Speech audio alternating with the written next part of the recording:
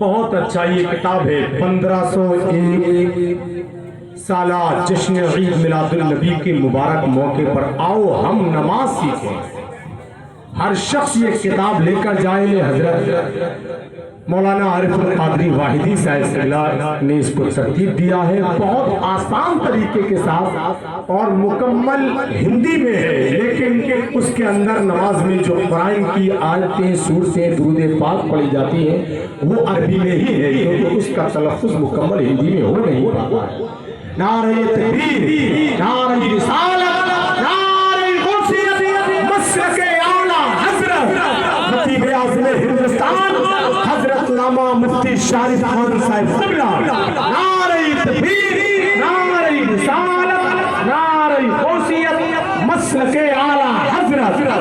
ماشاءاللہ ملک ہندوستان نہیں دنیا سنیت کا ایسا عظیم خطیب، ایسا عظیم مبلغ، ایسا عظیم مفکر حضرت علامہ مفتی شارف خان صاحب قبلہ آمد نبی رسول پر ہو چکی ہے۔ ماشاءاللہ بیٹھ جائیں آپ حضرات، بیٹھ جائیں حضرات۔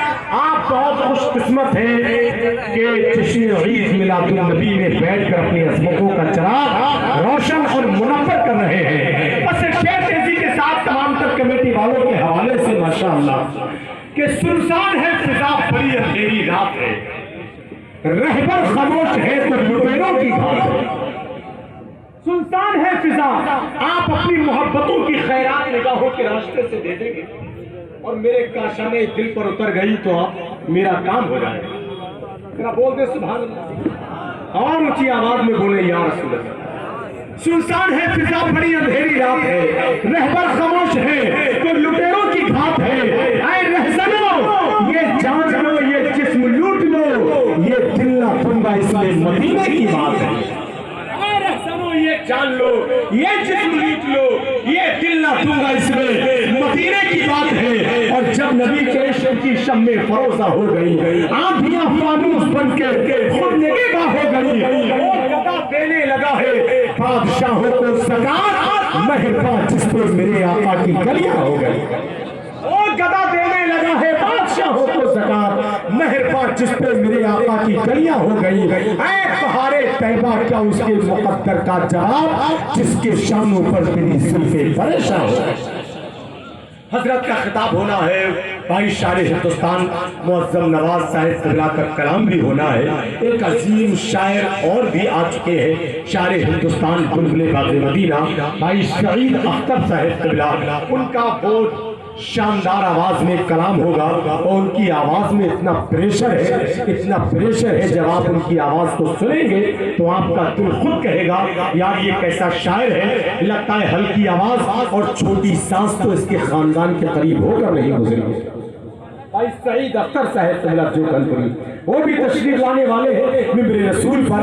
اب آئیے حضرات محبت و احترام کے ساتھ، بہت وہ جانتے ہیں حضرت علامہ مولانا قاری مقیم صاحب قبلہ خود مجھ سے کہہ رہے تھے یار، تو میں سمجھ گیا بغداد شریف میں ایک جلسہ ہو رہا تھا، جلسے میں عالم صاحب نے تقریر کی، بیوی سے پوچھا تقریر کیسی لگی؟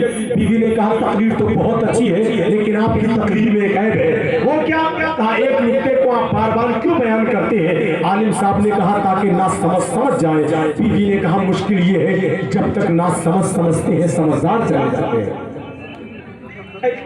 وہ اس بات کو اچھی طرح جانتے ہیں، انہوں نے مجھ کو کان میں کہا۔ میں بڑے ادب کے ساتھ حضرت علامہ مولانا قاری مقیم صاحب سے گزارش کرتا ہوں وہ میں ایک بار تشریف لائیں، آئیے خیر مقدم پوری زندگی کے ساتھ اپنے ہاتھوں کو فضا میں لہرا کر نعرے سے کہیں نعرہ تکبیر۔